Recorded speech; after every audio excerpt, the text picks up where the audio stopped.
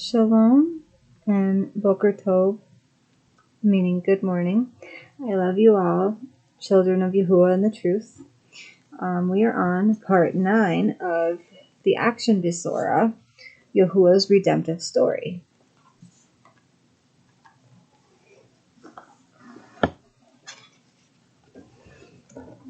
Bella likes to smell the book.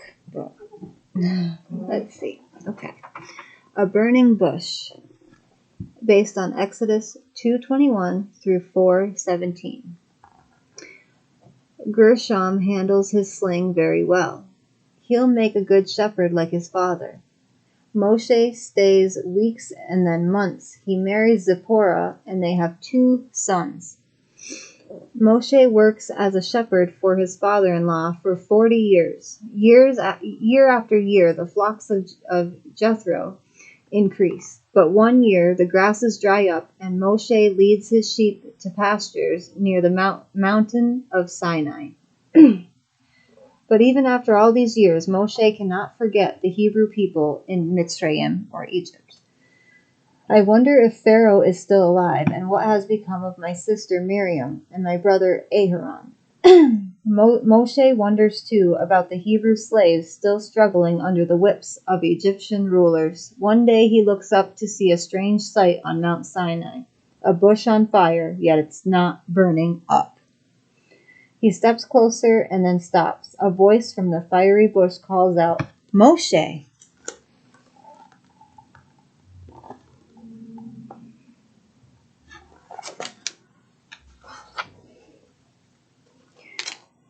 "I'm here." Once again, Moshe starts towards the bush, but the same voice warns him, "Don't come any nearer. Take off your shoes because you are standing on Kodesh ground. I am the Elohim of your father and the Elohim of your ancestors, Abraham, Yitzchak, and Yaakov."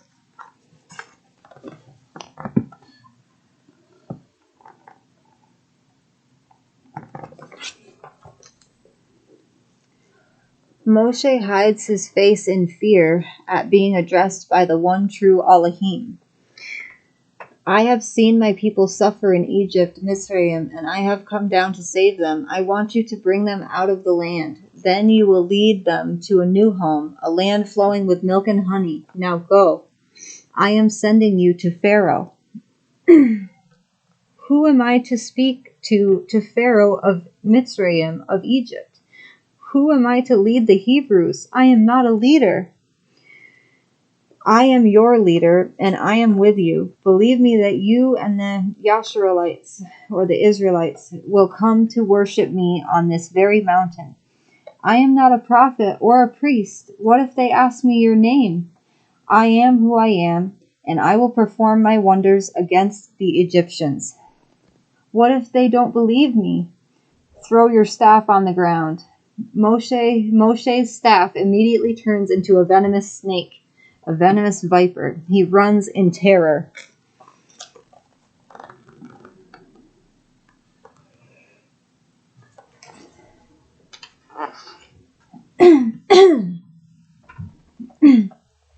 Yahuah calls Moshe to come back. Then he tells Moshe to pick up the snake. Trembling at the power of Yahuah, Moshe obeys.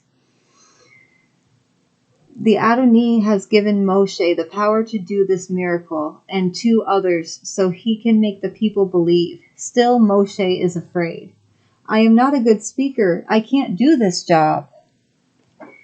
But Yahuah is tired of Moshe's excuses. "I made your mouth, didn't I? I can make you speak with it too. But very well. I am sending your brother Aharon to meet you. I will help you both speak. Now go."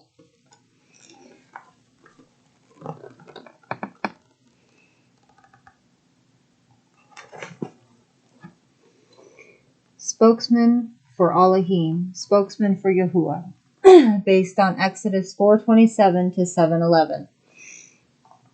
Meantime, in the slave huts of Mitzrayim or Egypt, the Hebrews are crying out to Yahuah to help them. While Aharon, the brother of Moshe, is praying, Yahuah speaks to him. "Go into the wilderness to meet Moshe."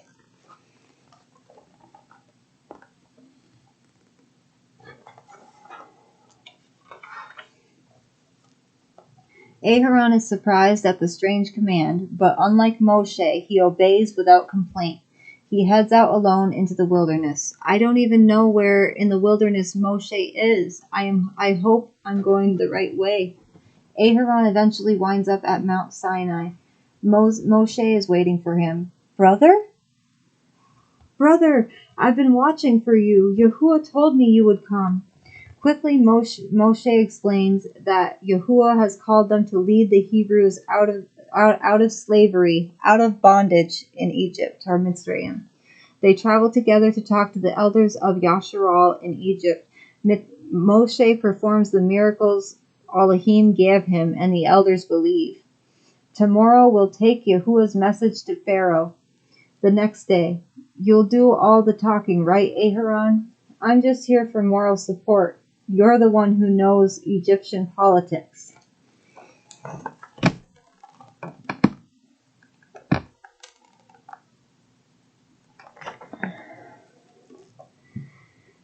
There he brings Yahuah's message. The Adonai, the Elohim of Yasharal, sent me to tell you this. Let my people go so they can worship me in the desert. I don't know your Adonai, and I certainly don't have to obey him. Now get back to work. You lazy slaves think you can tell me what to do? I'll show you who's boss. New orders from Pharaoh. We have coddled you too much. From now on, we won't be providing you with straw to make your bricks. You'll have to cut your own from the fields. And you must still make 50 bricks a day each. Why aren't you meeting your quota, you lazy Hebrews? You didn't make enough bricks yesterday either. This was all the straw I could find. I'm trying. It's not fair to ask for the same amount of bricks when we have to do twice the work. The Hebrew leaders complained to Moshe, May Yahuah punish you for this. You have made us loathsome to Pharaoh, and now he's trying to kill us. Kill us all. I'm only doing what Yahuah told me to do.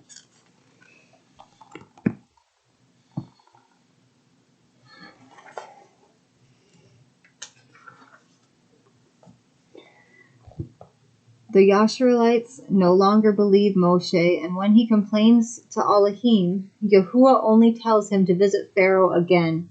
Though Moshe is sure Pharaoh will not listen to him, he obeys. Have you come back to beg for mercy? No, to show you the power of our Elohim. Aharon throws his staff to the ground, where it is transformed into a serpent.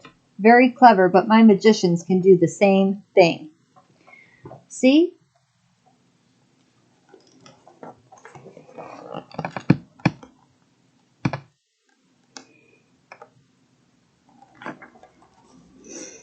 The plagues, based on Exodus 7:12 to 10:20. But while the Pharaoh watches, the serpent of Aharon swallows the serpents of the Egyptian magicians. Though disappointed, Pharaoh refuses to admit that Moshe's Elohim is more powerful than the Elohims of Egypt. Again, Moshe asks for Yahuah's help, and again Yahuah tells him what to do. In the morning, Moshe and Aharon meet Pharaoh on the bank of the Nile River. Don't you have anything better to do than bother me during my morning bath? Because you won't let the Hebrews go, the river will be turned to blood. At Moshe's command, Aharon strikes the water with his rod, and the water turns red. My sorcerers can do the same thing. If they're such great sorcerers, why don't they turn the Nile back into water? But this they cannot do, and the Nile remains blood for 7 days.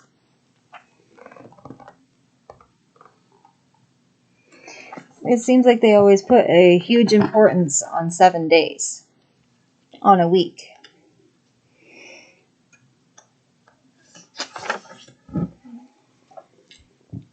The Egyptian women are unable to wash their clothes in the bloody river. Men have to dig wells to find drinking water. Finally, the river is clear again, but still Pharaoh will not listen to Moshe's plea, and so Yahuah sends a different plague. In the streets of the city, frogs, millions of them everywhere, and in Egyptian homes. Eek! My flour is ruined!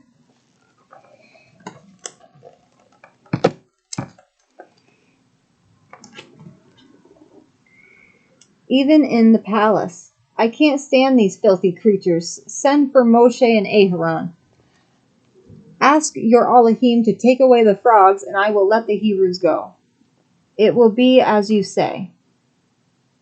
But when the frogs are gone, Pharaoh breaks his promise. So Yahuah proceeds with his next wonder.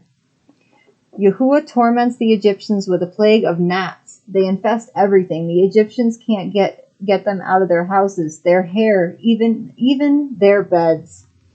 Pharaoh tries to bargain with Moshe, but Moshe stands firm in his request once again.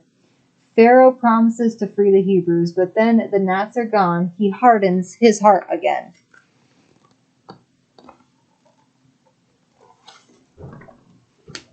Oh, I don't know if you saw the bottom picture. All the gnats. Okay.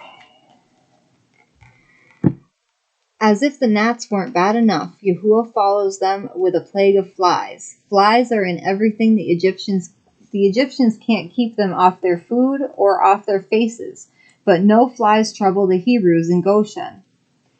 Can't you worship your Elohim here? No. Okay, you can go. But like before, Pharaoh changes his mind. Then Yahuah sends disease upon the Egyptians, animals and livestock.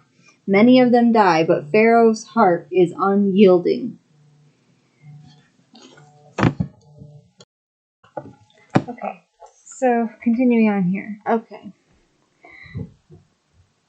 Yahuah gives Moshe his next instructions. He and Aharon interrupt Pharaoh's court and throw soot in the air. Immediately, Pharaoh and his advisors break out in painful sores and boils. The rest of Mitzrayim is struck with the same disease as well. But Pharaoh stubbornly refuses to recognize Yahuah's power and authority.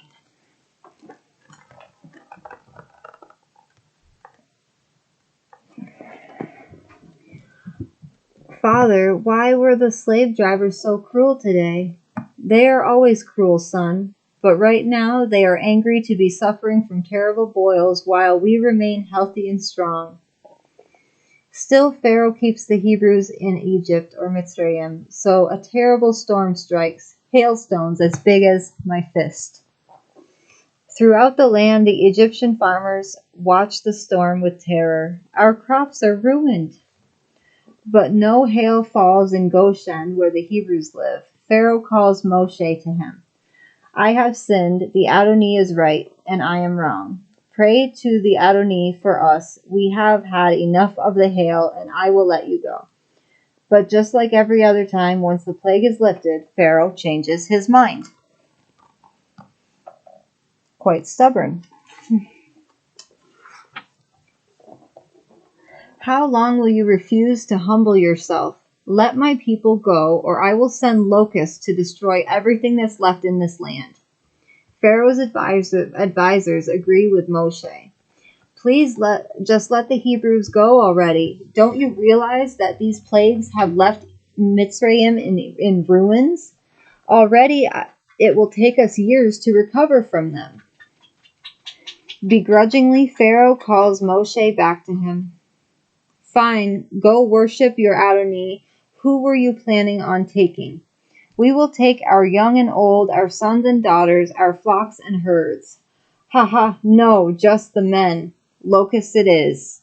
Yahuah sends locusts, which devour anything that wasn't destroyed by the hailstorm. Then when Pharaoh's heart remains hardened against the Yashuralites, Yahuah makes the day as dark as night. Yahuah is not playing games with Mitzrayim, with this Pharaoh. The final plague, based on Exodus 10:21 to 12:51. After 3 days of darkness, Pharaoh calls for Moshe and Aharon again. Fine, you may take your women and children, but your sheep and cattle must remain in Egypt, or Mitzrayim. No, we won't leave a single hoof behind when we go. Then you'll all stay right where you are. Get out of my sight. If I see your face again, you will die. But Moshe is no longer afraid of Pharaoh. That's what you say. Here's what the Adonai says. Tonight, every firstborn son in Egypt will die. including yours, O Pharaoh. You will know grief worse than any Egypt has ever experienced. And then you will come to me on your hands and knees, and you will beg for my people to leave. Quickly, Moshe calls for a meeting of the Hebrew leaders. Yahuah told me that death will strike Egypt and take the firstborn of every family. Firstborn of every family? Moshe instructs the Hebrews on how to protect their families. Why are you putting lamb's blood on our doorposts? Yahuah told Moshe it would be a sign to let death know to pass over our house. All right. Surely this will bring our release from slavery. 9 times Pharaoh has broken his promise to let us go. What will he do this time? That evening, every Hebrew family packs all of their possessions, hoping that they will finally be able to leave Egypt. They eat a meal called the Passover because death will pass over their homes.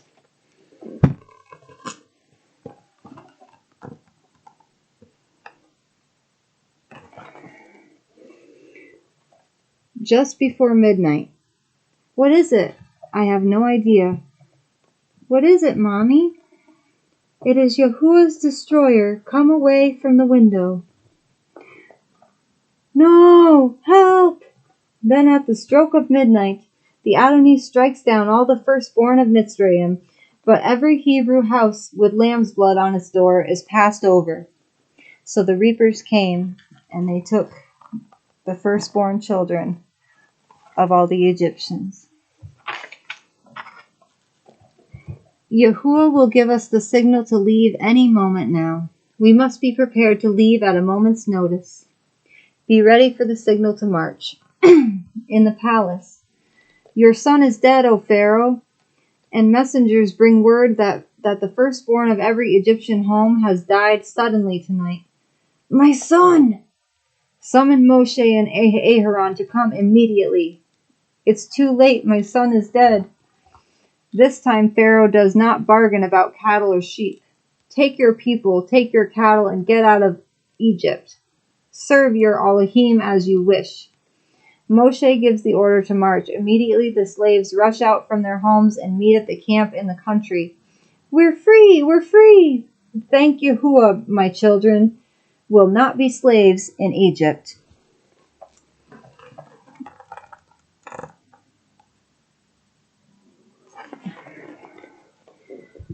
"20,000 Egyptians under the sea." The next day, the great exodus from Mitzrayim, or Egypt, is underway. Joyfully, the Hebrews march towards the land Yahuah promised would be their home. During the day, a bright cloud guides them. And at night, a pillar of fire leads them. In their rush for freedom, they do not forget to take with them the body of their ancestor Joseph. Joseph knew Yahuah would be with us. He was a great man in Egypt, but wanted to be buried in his own land. Our people promised to carry Joseph out of Egypt.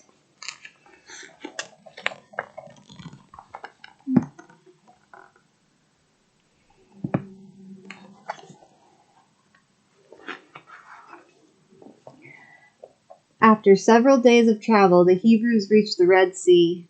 The sea is in front of us.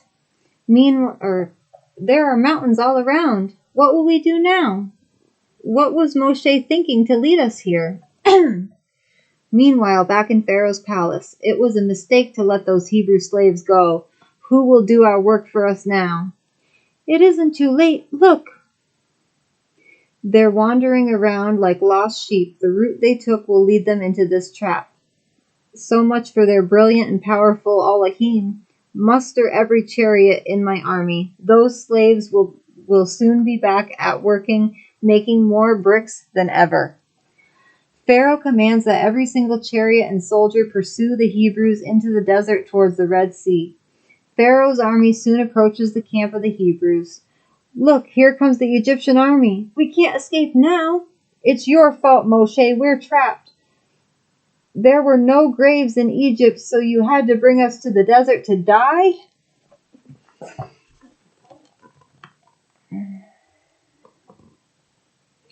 I'll just show it this page.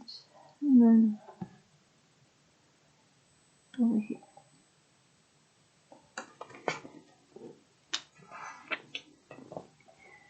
Pharaoh and his army look at the Hebrews camped beside the Red Sea.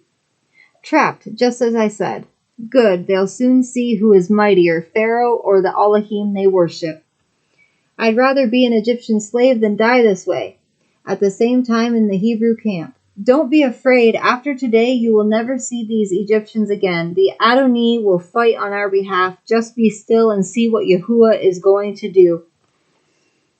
As Moshe speaks, the cloud that leads them moves to the back of the camp. What is happening? Look, the cloud is now hiding us from the Egyptians. Then Moshe holds out his staff towards the Red Sea, as Yahuah told him to do. A strong east wind blows all night and rolls back the waters of the sea. Awed by the sight, the Hebrews rush thankfully across the path in the sea. Let me see if I can get this better picture for you guys. Okay.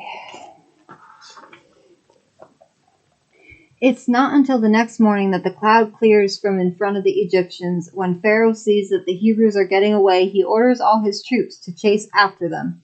As the army races across the sea floor, the sand clogs their chariot wheels. As Yahuah commands him, Moshe puts out his hand again. Suddenly the wind dies and the waters roll back into place. All of Pharaoh's men are caught in the rushing sea.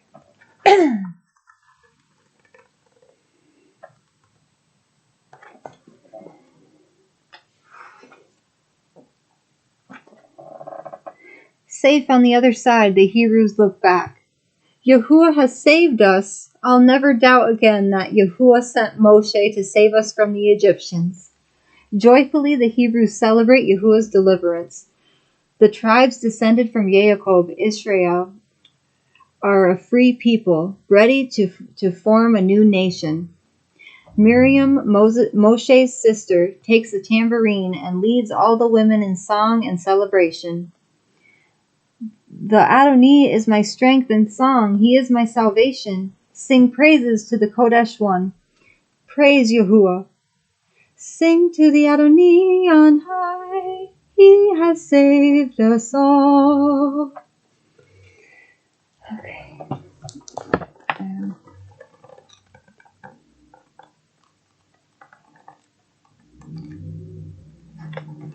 Okay, and that is the end of story time for today, Yahuah's redemptive story. And this is what Yahuah's power truly is. It is, you have to have faith and believe, and Yahuah can part the seas. He can hide you from your enemies.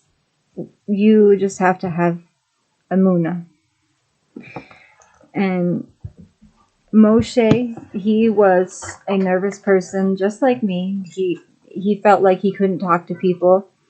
I'm the same way, and now I'm teaching and doing lessons.